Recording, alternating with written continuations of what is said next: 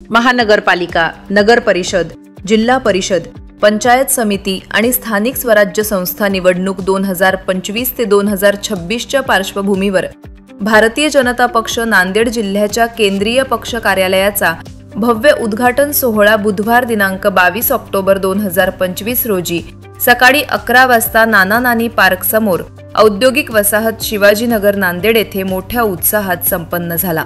या सोहळ्याचे उद्घाटन माजी मुख्यमंत्री तथा खासदार राज्यसभा नवी दिल्ली येथील श्री अशोकराव चव्हाण यांच्या हस्ते करण्यात आले। कार्यक्रमाला विशेष उपस्थिती म्हणून खासदार राज्यसभा नवी दिल्ली येथील डॉक्टर अजित गोपछडे आणि संघटन मंत्री मराठवाडा विभाग भारतीय जनता पक्षाचे श्री संजय कौडगे उपस्थित होते।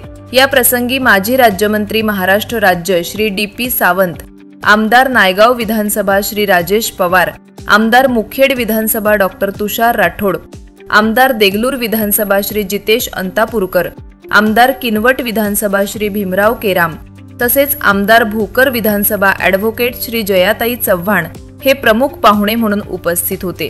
प्रदेश पदाधिकारी, जिल्हा पदाधिकारी, सर्व मोर्चे, आघाड्या, जिल्ह्यातील मंडळाध्यक्ष, मंडळ पदाधिकारी आणि कार्यकर्त्यांचा उत्स्फूर्त मेळावा या कार्यक्रमात पाहायला मिळाला।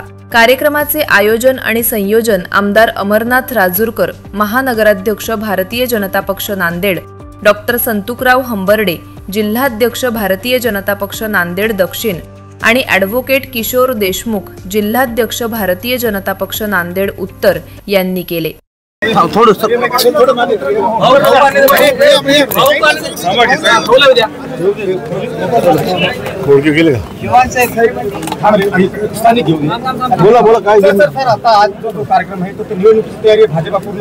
भाजपाची निवडणुकीची तयारी पूर्ण झालेली आहे।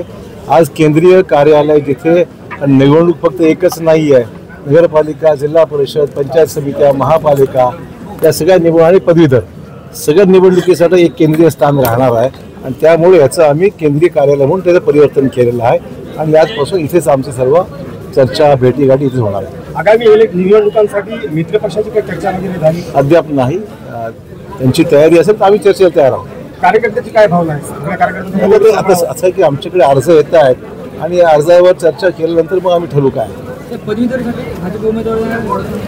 पदवीधरसाठी प्रदेश पातळीवर निर्णय झालेला की लढवायची जागा, त्यामुळे आम्हाला जे काही आदेश मुख्यमंत्री आणि प्रदेश अध्यक्षांनी दिलेत त्याप्रमाणे नोंदणी आम्ही सुरू केलेली आहे।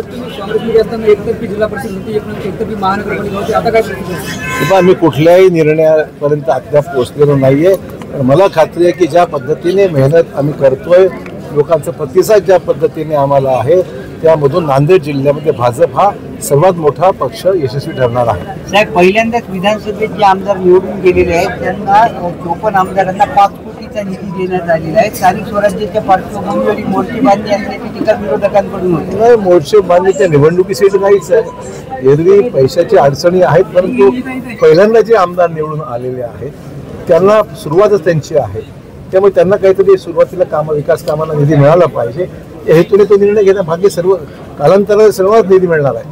बरं साहेब, काँग्रेसचे भाई जगताप म्हणत आहेत राज ठाकरे काय उद्धव ठाकरे सोबत सुद्धा आम्हाला आघाडी करायची नाहीये, हा मोठा गौप्यस्फोट केला। तो निर्णय काँग्रेस आणि त्यांच्यातला आमचा काय संबंध आहे? बरं, या दोघांच्या वादात तुम्ही कसं पाहता? या काँग्रेस आणि शिवसेना आघाडी यातून काही निवडणुकीचा स्टंट आहे, एकमेकांबरोबर बोलत राहायचं आणि मग आपापली वोट बँक सिक्युअर करण्याचा प्रयत्न आहे। अजून याद्याचेच प्रोसेस सुरू आहे, इतके लोक काय सांगणार, बहुमत येईल आमचं।